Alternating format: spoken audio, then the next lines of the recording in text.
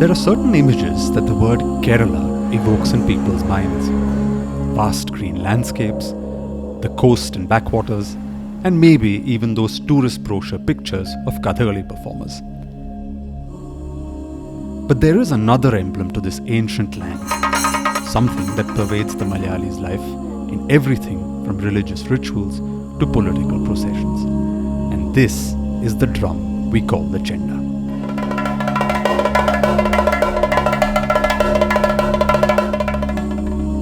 Welcome to Saga. My name is Manu S. Pillai, and in this series produced by Arpo, we explore Kerala's history, heritage, art, cuisine, and most importantly, the people who keep these traditions alive, blending old with new and tradition with modernity.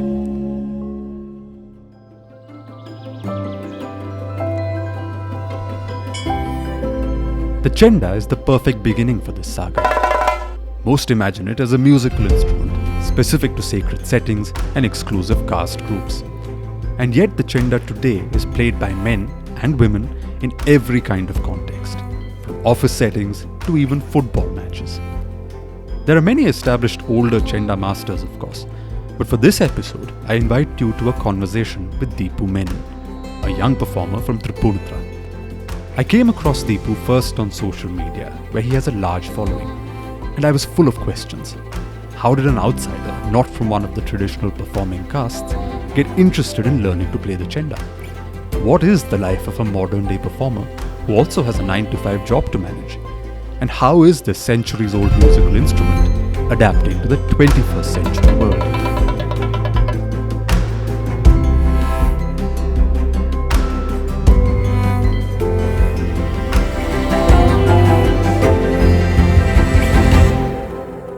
ഞാനൊരു simple ചോദ്യം കൊണ്ട് തുടങ്ങാം. ദീപു ഇപ്പോൾ എത്ര വർഷമായിട്ട് ഒരു ചെണ്ട കലാകാരനായിട്ട് work ചെയ്യുന്നുണ്ട്? 2025 ആകുമ്പോഴത്തേക്ക് 20 വർഷമായിട്ട് ഈ ഫീൽഡിലുണ്ട്. ഞാൻ പൂർണ്ണമായിട്ട് എല്ലാം പഠിച്ചു കഴിഞ്ഞോന്ന് വെച്ചാൽ ഇല്ല. എനിക്കൊരു പഠിക്കാൻ ഒത്തിരി ഉണ്ട്. ഞാൻ വെറും അതിൻ്റെ ഒരു ശിശു എന്ന് വേണമെങ്കിൽ പറയാം. എന്നെക്കാളിലൊക്കെ ഇനി പഠിച്ച കുറേ പേരുണ്ട്. ഇനിയും ഇതിലൊത്ത് ഒത്തിരി പഠിക്കാനുണ്ട്. ആക്ച്വലി ഞാൻ യൂട്യൂബിലൊക്കെ വേറെ ചില പെർഫോമൻസിൻ്റെ ഇൻ്റർവ്യൂസിൽ കണ്ടിട്ടുണ്ട്. അവരൊക്കെ ഇങ്ങനെ പറയാറുണ്ട്, അറ്റ്ലീസ്റ്റ് ഒരു 30-35 വർഷം കഴിയുമ്പോഴാണ് നമുക്കൊന്ന് പറയാൻ പറ്റുന്നത് that we sort of know the തീർച്ചയായിട്ടും. ഇപ്പൊ എത്ര വയസ്സിലാണ് പഠിച്ചു തുടങ്ങിയത്? ഞാൻ 97 that was when I was 9. പ്രായവും മനസ്സിലായി. അപ്പോൾ അതെങ്ങനെയാ നടന്നത്?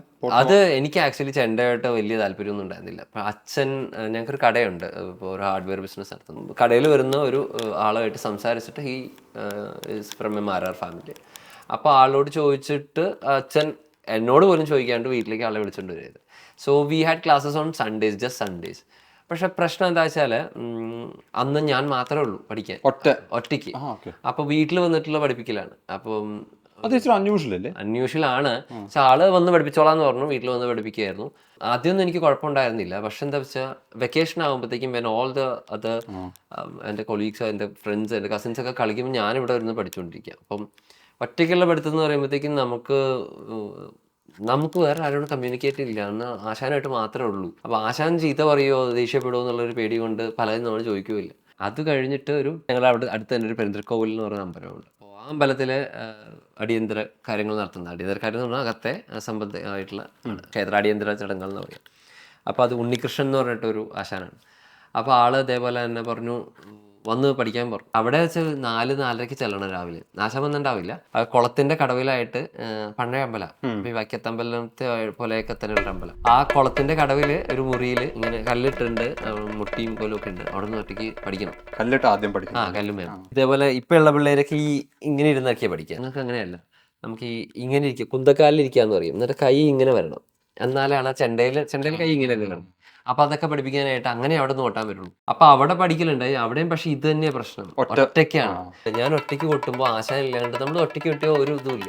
ബേസ് താളം മാത്രം, ഒരു താളമെങ്കിലും വേണം അല്ലേ. പുതി പോലും ഇല്ലാണ്ട് ഒരു പാട്ട് പാടുന്ന പോലെയാണ് ഒറ്റയ്ക്ക് ഇരുന്നുള്ള ചെണ്ടപ്പെടുത്തുന്നുള്ളത്. അരങ്ങേറ്റം തീർച്ചയായിട്ടും ഉണ്ട്. അരങ്ങേറണം എന്നാണ് പറയുക. പണ്ട് കാലത്ത് എനിക്ക് തോന്നണേ ഈ മാരാർ ഫാമിലിയിലുള്ളവരൊക്കെ അങ്ങനെ അരങ്ങേറ്റുന്നൊന്നുമില്ല. അതൊരു കുലത്തൊഴിലായിരുന്നു പണ്ട്. ഇപ്പോഴല്ലേ ഇതൊരു പാഷനും പ്രൊഫഷനായിരുന്നു. ഇതിപ്പോ പാഷനും കൂടിയായി. പിന്നെ വരുന്നത് എൻ്റെ ഒരു ഫ്രണ്ട് ഇങ്ങനെ പറഞ്ഞു, ഇവിടെ തൃപ്പൂണിത്തുറ അമ്പലത്തില് ക്ലാസ് തുടങ്ങിയിട്ടുണ്ട്, ഗ്രൂപ്പ് ആക്ടിവിറ്റി. ക്ഷേത്രകലാപീഠം തുടങ്ങിയിട്ടുണ്ട്. അവിടെ ചെണ്ട ക്ലാസ് ഉണ്ട്. മഹേഷ് ആർഎൽ മഹേഷ് കുമാറാണ് പഠിപ്പിക്കുന്നത്. മഹേഷേന്റെ അടുത്ത് ചെന്നു. അവിടെ 22 പേരുണ്ടായിരുന്നു. ആ 22 പേരുടെ ഇടയിൽ നിന്ന് കൊട്ടുക എന്ന് പറയുമ്പോൾ അപ്പൊ എനിക്ക് ഓൾറെഡി സാധകമൊക്കെ ഉള്ളതുകൊണ്ട് എന്നെ ഡയറക്റ്റ് മേളത്തിന്റെ ബാച്ചിലേക്ക് അവിടെ സാധകം എന്ന് പറയുന്നത് കൈയുടെ വഴക്കം, ബേസിക് കൈയാണ്. ഇത് മീൻസ് കുഴം അറിയാന്നുള്ളതാണല്ലോ. എനിക്ക് അതുള്ളതുകൊണ്ട് എന്നോട് ഡയറക്റ്റ് ആയിട്ട് ചെണ്ടയുടെ പാടക്കൈകളിലേക്ക് ഇരിക്കേണ്ട, അതായത് ബേസിലേക്ക് ഇരിക്കേണ്ട, നേരിട്ട് മേളം ക്ലാസ്സിലേക്ക് ഇരുന്നോളാൻ പോകും. ഞാൻ ഇരുന്നപ്പോൾ 22 പേരുടെ കൂടെ എന്നാലും നമ്മൾ സാധകം ചെയ്യും. ഈ തക്കിട്ടാതിരിക്കണ എന്ന് പറഞ്ഞ സംഗതി കൊട്ടിയിട്ട് അപ്പൊ അതില് നമുക്കൊരു കോമ്പറ്റീറ്റീവ് മൈൻഡ് വരും. അടുത്തിരിക്കുന്ന ആൾ കൊട്ടുന്നതിന്റെ അപ്പുറം കൊട്ടാൻ ആയിട്ടൊരു ഒരു ഇൻബോൺ ആയിട്ട് നമുക്ക് വരും. അത്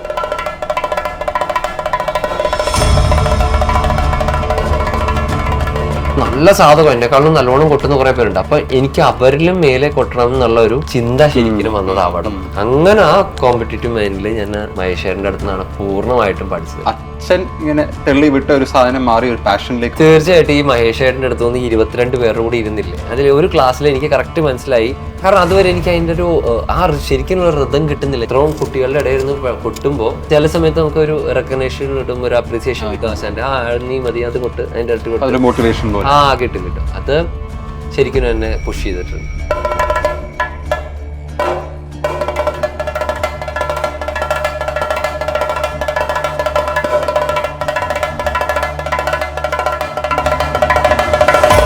താങ്കളുടെ മറ്റ് പ്രൊഫഷണൽ ആക്ടിവിറ്റീസും ഇതും തമ്മിൽ എങ്ങനെയാണ്? ഇപ്പൊ 20 വർഷമായിട്ട് പ്രാക്ടീസ് ചെയ്യുന്നുണ്ട്. How do you balance that? ഞാൻ പ്രൊഫഷണൽ കോഴ്സാണ് പഠിച്ചത്. ഞാൻ ഹോട്ടൽ മാനേജ്മെന്റ് ആയിരുന്നു ചെയ്തത്. തുറവൂരായിരുന്നു. അപ്പൊ എനിക്ക് ചേർത്തല ഭാഗത്ത് പ്രോഗ്രാം ഉള്ളപ്പോൾ ഞാൻ ക്ലാസ്സിലേക്ക് ചെണ്ടയും കൊണ്ടൊക്കെ പോയിട്ടുണ്ട്. ആ സമയത്ത് actually it was kind of earning കേട്ടോ അന്നത്തെ സമയത്ത്. ഏത് പ്രായം മുതൽ യു ഏർണിംഗ് ത്രൂ യുവർ കൊട്ട്? എന്ന് പറയാൻ 2005 തൊട്ട് തുടങ്ങി. സ്വന്തം വരുമാനം അന്നേ ഉണ്ട്. ദീപു ഇപ്പം എത്ര കാലമായിട്ട് പഠിപ്പിക്കുന്നുണ്ട്? ഞാൻ ആക്ച്വലി പഠിപ്പിച്ചിരുന്നത് ആ സമയത്ത് പഠിച്ചിറങ്ങി 2007, 2008 ഞാൻ പഠിപ്പിച്ചിട്ടുണ്ട്. അത് കഴിഞ്ഞിട്ട് എന്റെ profession I use to be a chef. അതെ അതായിരുന്നു.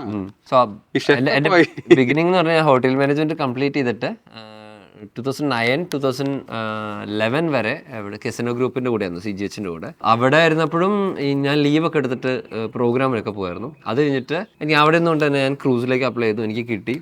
അവിടെ വെച്ച് ഞാൻ വിചാരിച്ചു ഇത് കഴിഞ്ഞു, ചെണ്ടയുടെ കാര്യം കഴിഞ്ഞു എന്നുള്ള രീതിയിലാണ്. ബട്ട് ഫെബ്രുവരി ആയപ്പോഴത്തേക്കും I got an injury. Oil burn ഉണ്ടായത് അടുക്കളയിൽ. പക്ഷെ അതെനിക്ക് ഭയങ്കര ഉപകാരമായി. കാരണം ഞാൻ ഫെബ്രുവരിയിൽ ഇറങ്ങി, മെയ്യോടുകൂടി എൻ്റെ കൈയൊക്കെ ഓക്കെ ആയി. എന്നിട്ട് ഞാൻ ഇവിടുത്തെ പ്രോഗ്രാമുകൾക്കൊക്കെ പോയി തുടങ്ങി. ശിവരാത്രിക്കൊക്കെ കൊട്ടാണ്. ഈ കൊട്ടുന്നതിൽ പല സന്ദർഭങ്ങളുണ്ട്. ഫോർ എക്സാമ്പിൾ ഇപ്പൊ അമ്പലത്തിനകത്ത് ചില റിച്വൽസ് നടക്കുമ്പം, ഞാൻ ഫോർ എക്സാമ്പിൾ ഞാൻ കോഴിക്കോട്ടായിരുന്നപ്പം തളിയിൽ അമ്പലത്തിൽ അത്താഴപൂജ സമയം പോയപ്പം അവിടെ ഈ പറഞ്ഞ പോലെ ഒരു പെർഫോമർ വന്ന്, പക്ഷെ അതൊരു റിച്വലിന്റെ ഭാഗമായിട്ട് ഭഗവാന്റെ പൂജ നടക്കുമ്പോൾ അദ്ദേഹം പുറത്തൊരു പാട്ട് പാടുകയും കൊട്ടുകയും ഒറ്റ മനുഷ്യൻ ചെയ്യുമായിരുന്നു. അതൊരു റിച്വൽ പെർഫോമൻസ്, ഒരു റിലീജിയസ് കോണ്ടെക്സ്റ്റ്. പിന്നുണ്ട് അമ്പലത്തിലെ ഉത്സവത്തിന്റെ മേളവും ആ വലിയ ആവേശത്തോടെയൊക്കെ കൊട്ടുന്ന ഒരു സന്ദർഭം. പിന്നെ മലബാറിലൊക്കെ ഈ ചില മുസ്ലിം പള്ളികളുടെ നേർച്ചകൾക്കൊക്കെയും ആൾക്കാരെ കൊട്ടാറുണ്ട്.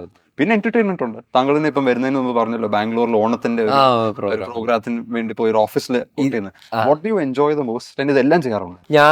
എനിക്ക് അങ്ങനെ ഒരു റെസ്ട്രിക്ഷൻസ് ഒന്നുമില്ല. ഞാൻ എൻ്റെ ഒരു ബ്രോഡ് പെർസ്പെക്റ്റീവ് ആണ് ഇതിന്റെ കാര്യത്തിൽ. I see it's an art form, right? അപ്പോൾ അത് എൻജോയ് ചെയ്യാൻ താല്പര്യമുള്ള ആരൊക്കെ എന്തൊക്കെ ചോദിക്കുന്നു നമ്മൾ കൊട്ടിക്കൊടുക്കുക, അത്രേ ഉള്ളൂ.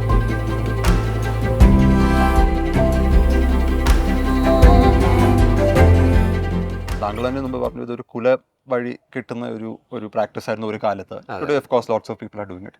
പക്ഷെ ഇപ്പോഴും ആ കാസ്റ്റിന്റെ എന്തെങ്കിലും ഒരു അവശേഷം എന്നൊക്കെ പറയുന്ന പോലെ. I know that if Guruvayur പോയി കഴിഞ്ഞാൽ എനിക്ക് കൊട്ടാൻ പറ്റില്ല. ഇല്ല, ഗുരുവായൂർ ചെണ്ട കൊട്ടുന്നതിന് അവിടെ കാസ്റ്റ് സിസ്റ്റം എപ്പോഴും ഉണ്ട്, കേസ് നടക്കുന്നുണ്ട്.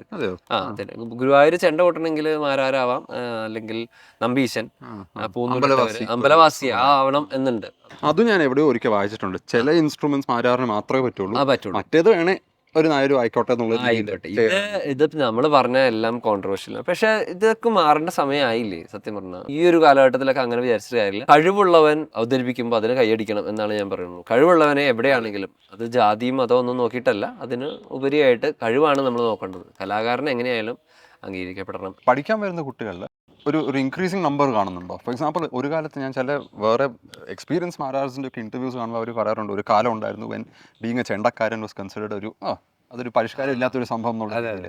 പക്ഷെ ഇപ്പം അറ്റ്ലീസ്റ്റ് സോഷ്യൽ മീഡിയയിലൊക്കെ കണ്ടാൽ തോന്നുന്നുണ്ട് that slowly lots of people are interested in this. അവർക്കൊരു ആഗ്രഹമുണ്ട് സ്വന്തം കൾച്ചറിൻ്റെ ഈ ഒരു എലിമെന്റിനെ ഒന്ന് പഠിച്ചെടുക്കണമെന്നും. അത് തീർച്ചയായിട്ടും ഉണ്ട് കേട്ടോ. അതിൽ ഇപ്പോൾ ചെണ്ട പഠിച്ചിറങ്ങുന്ന ആൾക്കാരുടെ കുട്ടികളായിക്കോട്ടെ മുതിർന്നവരായിക്കോട്ടെ അവരുടെ എണ്ണത്തിൽ ഒരു ഡ്രാസ്റ്റിക് ഇൻക്രീസ് ഉണ്ടായിട്ടുണ്ട് ഈ ഒരു കുറച്ച് ഒരു ലാസ്റ്റ് 2 decades വേണമെങ്കിൽ പറയാം. ഇപ്പോൾ ഞങ്ങളുടെ ആശാന്റെ ക്ലാസ്സിൽ ഒരു 74 years ഉള്ള ഒരു അഡ്വക്കേറ്റ് ഉണ്ട്. ആളുടെ അരങ്ങേറ്റം കഴിഞ്ഞ് ഞാൻ അരങ്ങേറ്റത്തിനുണ്ടായിരുന്നു. അതേപോലെ തന്നെ 9 വയസ്സുള്ള കുട്ടിയുണ്ട്. ഇവർ രണ്ടുപേരും അരങ്ങേറ്റം ഒരേ ഇതില്ല, ഒറ്റ സ്റ്റേജിൽ വെച്ച് നടന്നത്. പഠിക്കാനായിട്ട് താല്പര്യമുള്ള ഒത്തിരി പേരുണ്ട്. ആൺകുട്ടികളല്ല പെൺകുട്ടികൾ പഠിക്കാറുണ്ട് ധാരാളമായിട്ട്. ഇപ്പൊ നല്ല ഓർത്തഡോക്സ് ഗ്രൂപ്പ്സിൽ റെസിസ്റ്റൻസ് ഇതിലൊന്നുമില്ല. കുട്ടികൾ ചെണ്ടയൊക്കെ ഉള്ളു. ഇപ്പൊ ഞങ്ങളുടെ അവിടെയൊക്കെ കുറുങ്കുഴലിലേക്കാണ് ചെണ്ട ഇത്തിരി ഹെവി ആയതുകൊണ്ട് ആയിരിക്കാം, പിന്നെ കുട്ടികൾ സംഗീതമായിട്ട് ഇത്തിരി ബന്ധമുള്ള കുട്ടികളായതുകൊണ്ടായിരിക്കാം ധാരാളം കുട്ടികൾ പെൺകുട്ടികൾ വരുന്നത്. കുട്ടികളായിട്ട് ഏറ്റവും ചെറിയ പ്രായത്തിൽ ആരെങ്കിലും പഠിപ്പിച്ചിട്ടുണ്ടോ? Who's the youngest person you taught? 9 വയസ്സ് 10 വയസ്സുള്ള കുട്ടികളെ പഠിപ്പിച്ചിട്ടുണ്ട്. പക്ഷെ ചില കുട്ടികൾക്ക് പറഞ്ഞാൽ മനസ്സിലാവുന്ന ഒരു പ്രായം വേണമല്ലോ. ഇതാണ് അതിന്റെ ഒരു ക്രൈറ്റീരിയ. പറഞ്ഞാൽ മനസ്സിലാവണം. ഇതിൻ്റെ അകത്ത് ശരിക്കും സ്ട്രഗിൾ ഉണ്ട്. പഠിപ്പിക്കുക എന്ന് പറഞ്ഞാൽ നമ്മൾ എഴുതി കൊടുത്ത് പഠിപ്പിക്കുകയല്ലോ, എഴുതുകയല്ല, എല്ലാം പ്രാക്ടിക്കലാണ്. അപ്പൊ നമ്മൾ കൊട്ടുന്ന പോലെ തന്നെ അവർ കൊട്ടണം എന്ന് വാശി പിടിക്കാൻ നമുക്ക് പറ്റുമോ? ഇല്ല. അവരുടെ പ്രായം അതാണ് അല്ലേ. കൈ കൊട്ടുമ്പോൾ വേനെടുക്കും. ഇപ്പോഴത്തെ കുട്ടികളാണെങ്കിൽ അച്ഛനും അമ്മയും അടുത്തില്ലാത്തുള്ള പ്രശ്നം ഉണ്ടാവും. അങ്ങനെ As Deepu said, he had been teaching young kids for a while. But I wondered, as we spoke about the Chenda tradition's evolution, its breaking out of conventional spaces and going past the usual caste and gender norms, whether he might be open to giving a lesson to a 35-year-old like me. The next morning we met again with traditional musical instruments in traditional attire, but for a somewhat non-traditional introduction to the Chenda Parampara, my first ever lesson.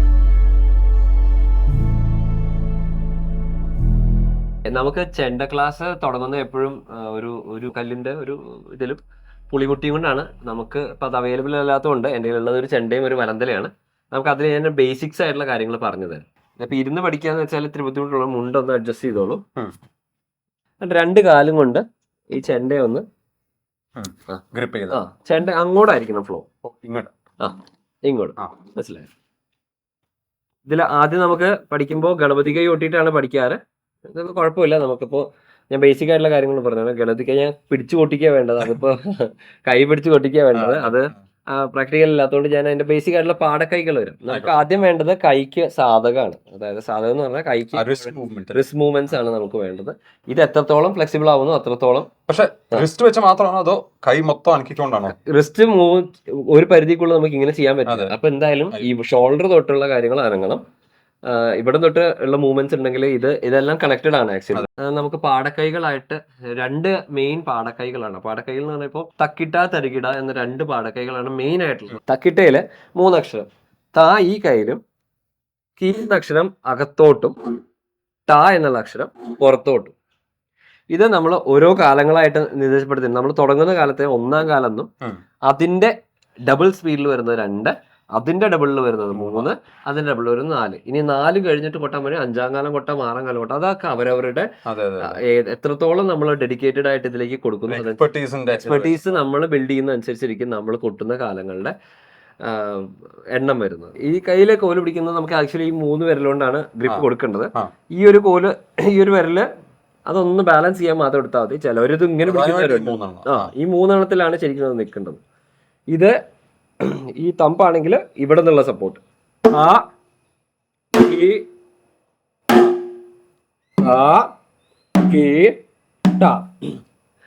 Key എന്നുള്ളത് ശരിക്കും അകത്തോട്ട് പറയോട്ട്.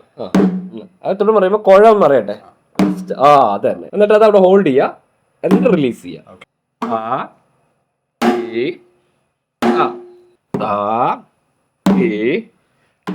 ഒന്നാം കാലത്തിൽ നമ്മൾ ഒരു തക്കിട്ട കൊട്ടുന്ന സമയത്ത് 2ാം കാലത്തിൽ അതേ ഡ്യൂറേഷനിൽ 2 തക്കിട്ട കൊട്ടും. കാണിക്കാം. ഓക്കെ, നമുക്ക് 1ാം കാലം ഒന്ന് പിടിക്കാമോ?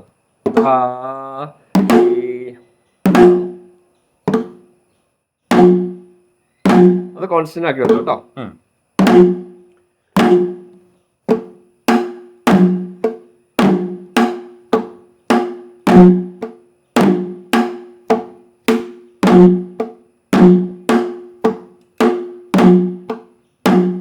ഇത് തന്നെയാണ് ഇതിന്റെ അടുത്ത കാലം. നമ്മൾ 3ലേക്ക് പോകുമ്പോൾ മനു ഒരു തക്കിട്ട് കൊട്ടുന്ന സമയം കൊണ്ട് You will manage 3. No, not 3. Double ആയിട്ടാ പോകുന്നത്. It's multiplication of 2. അപ്പൊ ഇപ്പൊ 2 എണ്ണം കൊട്ടിയില്ലേ, ഇൻറ്റു 2 വരും, 4 എണ്ണം വരും.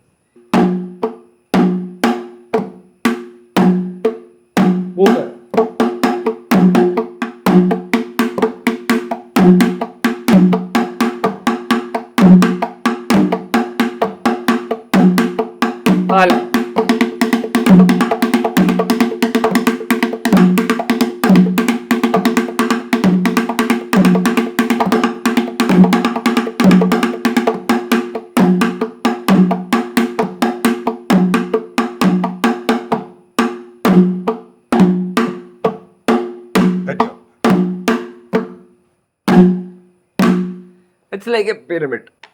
താഴത്തെ എന്നുള്ളത് നോക്കിയാൽ 1 2 3 4 അങ്ങനെ തന്നെ ഇറങ്ങണം നമ്മൾ തിരിച്ച് 4 3 2 1 അങ്ങനെയാണ് ഇതിന്റെ ബേസിക് ആയിട്ടുള്ള തക്കി. പക്ഷെ അപ്പം ഒരുപാട് ആൾക്കാർ നിന്ന് ചെയ്യുമ്പോൾ ഇത് കേട്ട് മാത്രമാണ് ഈ കോർഡിനേഷൻ നടക്കുന്നത്. ഇത് ആക്ച്വലി ഇതിപ്പോ ഇത് കേട്ടപ്പോ തന്നെ ഒരു റിതം മനസ്സിലായി. ഇതിപ്പോ നമുക്ക് കണ്ണടച്ചാലും കൊട്ടാൻ പറ്റും. ആ റിതം മെയിൻറ്റെയിൻ ചെയ്താൽ മതി. മനു 2ാം കാലം ഒന്ന് നോട്ടിക്കേ, കൈ പറയണ്ട കേട്ടോ, കൈ പറയണ്ടേ. ഞാൻ 3 തൊട്ട് കേട്ടോ.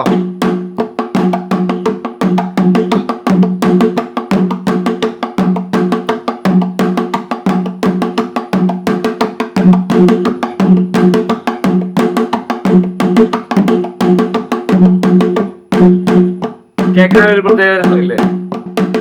ഞാൻ 4 കൂടി കൊട്ടി കളിച്ചാ കേട്ടോ.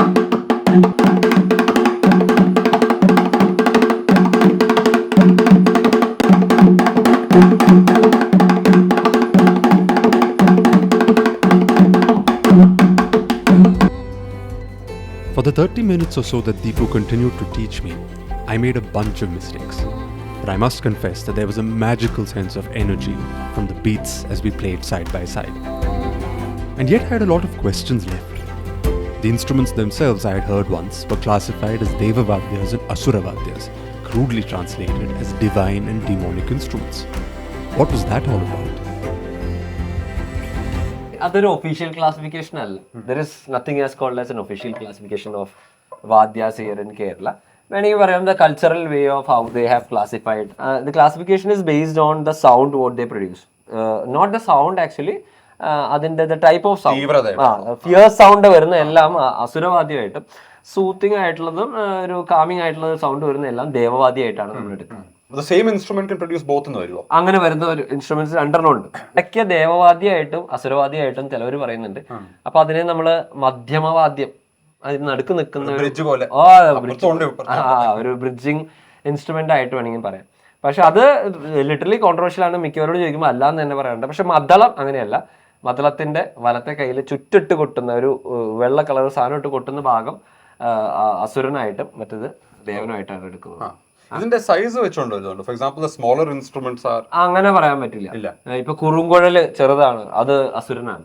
കൊമ്പ് അസുരനാണ്, പക്ഷെ തിമില ദേവനാണ്. അങ്ങനെ പല ഇതിലും വ്യത്യാസങ്ങൾ വരുന്നുണ്ട്. ഈ ക്ഷേത്രങ്ങളിലൊക്കെ ഈ ഞാൻ ഒരിക്കൽ കണ്ടിട്ടുണ്ട്, ഈ പുനർപ്രതിഷ്ഠയ്ക്ക് അങ്ങനത്തെ ഇമ്പോർട്ടന്റ് റിച്വൽസിനൊക്കെ ഈ പാണികൊട്ടെന്ന് പറഞ്ഞൊരു അതൊരു വളരെ സിമ്പിൾ തോന്നുന്ന രീതിയിൽ പക്ഷെ ഒരു പ്രത്യേക പ്രോട്ടോകോൾ ഒക്കെ വെച്ചാണ് അത് ചെയ്യുന്നത്. തീർച്ചയായിട്ടും അത് പാണി കൊട്ടുന്നത് തെറ്റിച്ചാൽ കൊട്ടുന്നവൻ വീടത്തില്ല എന്നൊരു ചൊല്ലു വരെ ഇതുണ്ട്.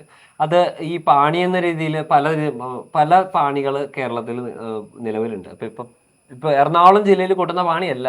തൃശ്ശൂർക്ക് പാലക്കാട് പോയി കഴിഞ്ഞാൽ അവർക്ക് അനുബന്ധമായിട്ടുള്ള they add more instruments to that. Like ഒരു വീക്കൻ ചെണ്ണ ഇലത്താളമൊക്കെ പാണിയുടെ കൂടെ സപ്പോർട്ടിങ് ആയിട്ട് വരുന്നുണ്ട്. പക്ഷെ എറണാകുളത്ത് എന്ന് പറഞ്ഞാൽ മരം എന്ന് പറയുന്ന ഒരു മരം എന്ന് പറയുന്നത് ലെറ്റ്സ് സേ ഈ ചെണ്ടയുടെ തന്നെ ചെറുതായിട്ടുള്ള ഒരു കാര്യം, ഇങ്ങനെ വലിച്ചിട്ടൊന്നുമില്ല. അതിൽ കൊട്ടുമ്പോൾ ഈ മരത്തിലൊക്കെ കൊട്ടുന്ന അതേ ശബ്ദം തന്നെ ഉണ്ടാവും. ബേസിക്കലി നമ്മൾ പറയുന്നത് ദേവനെ നമ്മൾ ജീവൻ കൊടുക്കുന്നത് പാണി കൊട്ടിയിട്ടാണ്. അപ്പൊ അതേപോലെ തന്നെ ദേവചൈതന്യത്തെ പുറത്തോട്ട് എഴുന്നള്ളിക്കുന്ന എല്ലാത്തിനും ശരിക്കും മരപ്പാണി വേണമെന്നാണ്. പക്ഷെ ഈ പാണി കൊട്ടാൻ വളരെ ക്വാളിഫിക്കേഷൻ എന്ന് പറഞ്ഞാൽ ഞാൻ പറഞ്ഞില്ലേ, ഇത് മാരാർ എന്നൊരു സമുദായത്തിന് അവരുടെ കുലത്തൊഴിലായിട്ടുള്ള കാര്യമാണ്. അപ്പോൾ റിലീജിയസ് കാര്യങ്ങൾ വരുമ്പോൾ അത് അവർ തന്നെയാണ് ചെയ്യേണ്ടതുണ്ട്. പക്ഷെ അങ്ങനെയല്ല, ഇന്ന കാലത്ത് എല്ലാവരും പാണി കൊട്ടുന്നുണ്ട്. ഞാൻ പാണി തിമിലപ്പാണിക്ക് വരെ നിന്നിട്ടുണ്ട്, അല്ലാണ്ട് മരപ്പാണിക്ക് ഞാൻ നിന്നിട്ടില്ല. ഈ റിച്വലിസ്റ്റിക് സെറ്റിംഗ്സിൽ ചെയ്യുമ്പോൾ അമ്പലത്തിലെ റിലീജിയസ് സെറ്റിംഗ്സിൽ അവിടെ ഇപ്പോഴും ആ സ്ഥാനം വിളിച്ചല്ലേ, അല്ലാതെ പേര് പറയത്തില്ല, പേരല്ല മാരാരെന്ന് വിളിക്കുന്നു.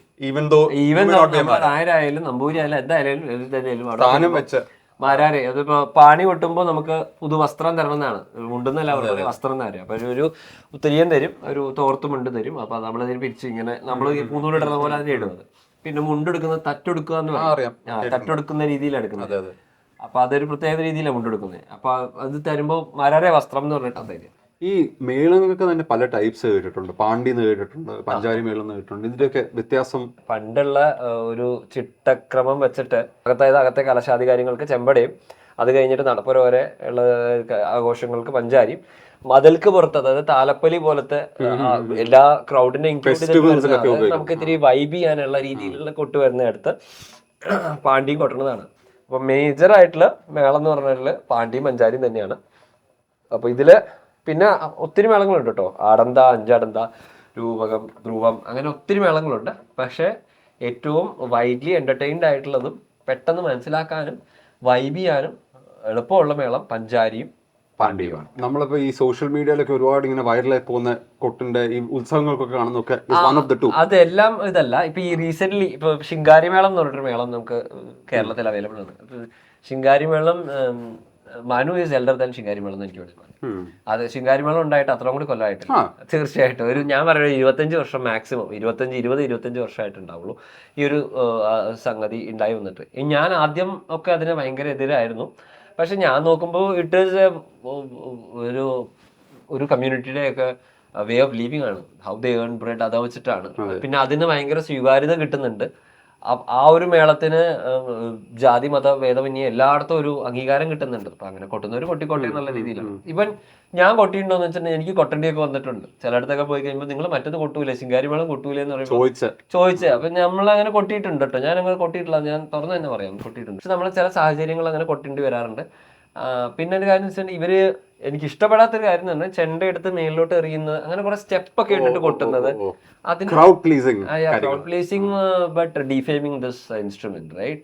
ഇതിന് ഇതിൻ്റെതായിട്ടുള്ള ഒരു വാല്യൂ തീർച്ചയായിട്ടും. അപ്പൊ അത് ഇപ്പൊ ദൈവികമായിട്ടൊന്നും പറയണ്ട, ഇറ്റ്സ് എൻ ഇൻസ്ട്രുമെന്റ്, റൈറ്റ്? അപ്പൊ ഇതെടുത്ത് ആകാശത്തോട്ട് എറിയുക, ക്യാച്ച്, ദാറ്റ് ഈസ് അൺഅക്സെപ്റ്റബിൾ ആണ് എൻ്റെ ഒരു ഇതിൽ. ബാക്കിയുള്ള പഞ്ചാരി പാണ്ടിയൊക്കെ പറയുകയാണെങ്കിൽ ഓരോ താളത്തിൽ ചിട്ടപ്പെടുത്തിയിട്ട് ഇത്ര കാലങ്ങളിൽ ഇങ്ങനെ മറിഞ്ഞു വരണം എന്ന് അതിനൊരു സ്ട്രക്ചർ ഉണ്ട്. It's structurised. ശിങ്കാരി എന്നുള്ളത് ദേ മേക്ക് ഇറ്റ് എനി ട്യൂണിൽ വൃതം ഉണ്ടാക്കുന്നു. It's just about the beats എന്നുള്ള ഒരു it's just about the beats. Deepu ഏതെങ്കിലും വലിയ പൂരങ്ങളിൽ പെർഫോം ചെയ്തിട്ടുണ്ടോ?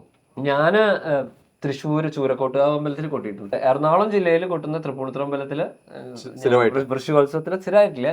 അതും എനിക്ക് വളരെ വിഷമമുള്ളൂ. ഞാൻ തൃപ്പൂണിത്തുറക്കാരനാണ്, ഞാൻ പഠിച്ചരങ്ങേറിയത് അവിടെയാണ്. ഞാൻ 2011 ഒരു മേളത്തിന് കൊട്ടിയതാണ് അവിടെ വൃശ്ചികോത്സവത്തിന്. അത് കഴിഞ്ഞ് വൃശ്ചികോത്സവത്തിന് എനിക്ക് കൊട്ടാൻ അവസരം കിട്ടിയത് ഈ കഴിഞ്ഞ കൊല്ലാണ്. അതില് I can say there is an internal politics in that. അതിലുണ്ട്. അത് പിന്നെ അതില് തീരുമാനിക്കുന്നത് അവിടെ നിന്നുള്ള ആൾക്കാരാണ്. അപ്പൊ അതിലൊരു ചാൻസ് കിട്ടാം. പക്ഷെ ലാസ്റ്റ് ടൈം ദേവസ്വം ഡയറക്റ്റ് ആയിട്ടാണ് ഉത്സവം നടത്തിയത്. സോ തൃപ്പൂണിത്തുറയിലെ ലോക്കൽ ആയിട്ടുള്ള ഇത്രയും പെർസെന്റേജ് ആൾക്കാരെങ്കിലും ഇൻക്ലൂഡ് ചെയ്തോളാം എന്ന് അവിടെയുള്ള എല്ലാവരും പറഞ്ഞ പേരിൽ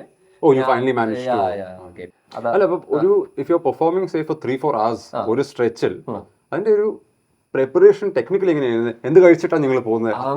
സാധാരണ ഭക്ഷണം കഴിച്ചിട്ട് അത്ര മതി. ഈ പഞ്ചാരിയുടെ ഒരു ഗുണം എന്ന് വെച്ചിട്ടുണ്ടെങ്കിൽ പഞ്ചാരി ഇത് ഇങ്ങനെയാ പോകുന്നത്. പതിഞ്ഞ് തുടങ്ങി ഇങ്ങനെ കയറി കഴിഞ്ഞാൽ ദർ ഇസ് എ ഡ്രോപ്പ്. ആ ഫസ്റ്റ് കാലം തീർന്നു കഴിഞ്ഞാൽ അവിടെ നിന്ന് പിന്നെയും pace is gonna be very low. അത് പിന്നെയും goes up then falls. It's like a wave, like, you know. So you get a little bit of rest as well. പിന്നെ എന്താണെന്ന് വെച്ചിട്ടുണ്ടെങ്കിൽ നമുക്ക് കുറെ നേരം പതിഞ്ഞു കിടന്നാലും നമുക്ക് കൊട്ടാനായിട്ട് വളരെ ഒരു സുഖം തോന്നില്ല. നമുക്ക് ഇത്രയും കാലം കയറണം, എന്നാലേ ഒരു സുഖം തോന്നുള്ളൂ. അത് പിന്നെ ചെണ്ടയുടെ കനം അതനുസരിച്ച് പിടിക്കും കേട്ടോ. ഞാനിപ്പോ ആവറേജ് എത്ര ഭാരം കാണും? 14 കിലോയുടെ ചെണ്ടയുള്ളവരുണ്ട്, 8 കിലോയുടെ ചെണ്ടയുണ്ട്. ഇത് അറൗണ്ട് ഒരു 8.5 9 ഒക്കെ വരുള്ളൂ. ഞാനത് അങ്ങനെ ആക്കി വെച്ചേക്കണം കേട്ടോ. What is the difference? ചെണ്ടയുടെ കനം ബേസിക്കലി ഈ കുറ്റിക്കാണ് കനം വരിക. ഈ കുറ്റിയുടെ ഇത് പ്ലാവിന്റെ കുറ്റിയാണ്. ഈ കുറ്റിക്കാണ് ശരിക്കും കനം വരിക. ചില തടി നമ്മള് കുറ്റി ഉണ്ടാക്കി കഴിയുമ്പോൾ നല്ല ശബ്ദമായിരിക്കും, നല്ല നാദമായിരിക്കും ചെണ്ടയ്ക്ക്. അപ്പൊ അതിന്റെ അകത്തുനിന്ന് ഒരു ചെറിയ ഒരു ലെയർ ഓഫ് വുഡ് നമ്മൾ കാർവ് ചെയ്ത് കളഞ്ഞാൽ സൗണ്ടിന് എഫക്ട്. അപ്പോൾ അത് മെയിൻറ്റെയിൻ ചെയ്യാൻ ചിലവർ ഈ തായമ്പക കൊട്ടുന്നവരുടെ ചെണ്ടയ്ക്കൊക്കെ നല്ല കനായിരിക്കും. പിന്നെ ചെണ്ട ആടി കളിക്കരുത്, അത് വേറെ കാര്യമുണ്ട്. പക്ഷെ എന്നെ സംബന്ധിച്ച് ചെണ്ട can't be too light either. Light ആയാലും കുഴപ്പമാണ്. നമുക്ക് കൊട്ടും ഒരു സുഖം കിട്ടില്ല. ഇതിപ്പോ നമ്മൾ സീസൺ കഴിഞ്ഞു, നമ്മളിപ്പോൾ ഡിസംബർ മെയ്യിലെ സീസൺ കഴിഞ്ഞു, പിന്നെ ഇടയ്ക്കൊക്കെ ഈ കലശം അങ്ങനത്തെ അല്ലെങ്കിൽ ഓണം വരുമ്പോൾ എന്തെങ്കിലും പ്രോഗ്രാം, ഇത് കഴിഞ്ഞപ്പോൾ ഒരു വലിയ മേളത്തിന് ഒരു 15 ചെണ്ട ഫ്രണ്ടിൽ നിൽക്കുന്നത്, ഒരു 100 പേരുടെ മേളത്തിന് പോയി നിന്ന് കൊട്ടുമ്പോൾ ഉറപ്പായിട്ടും ഫസ്റ്റ് ദിവസം എനിക്ക് കൈവേദന ഉണ്ടാവും.